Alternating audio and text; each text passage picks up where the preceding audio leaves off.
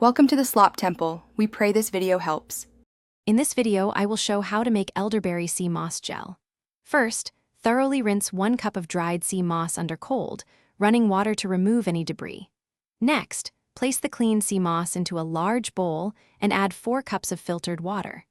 Let it soak for 6 to 8 hours, allowing it to rehydrate and expand.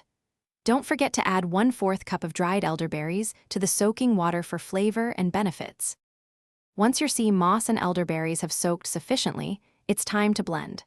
Carefully drain the mixture, but be sure to reserve 1 cup of the soaking liquid. This liquid contains beneficial nutrients and will help achieve the perfect consistency. Transfer the soaked sea moss and elderberries into a high-speed blender, then add the reserved liquid. Blend on high for 1 to 2 minutes until you have a completely smooth, thick gel. Now that your elderberry sea moss gel is perfectly blended, proper storage is key to maintaining its freshness. Carefully pour the gel into a clean, airtight glass jar.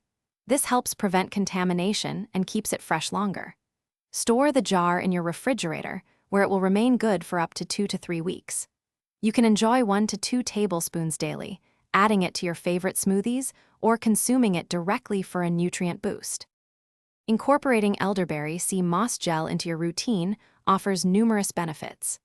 This powerful combination provides 92 essential minerals that your body needs for optimal function.